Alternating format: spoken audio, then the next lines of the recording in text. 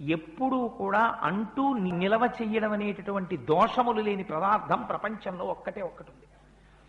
అది దానికి మీరు నిలవ చేసిన దోషము ఉండదు, దానికి అంటు దోషము ఉండదు.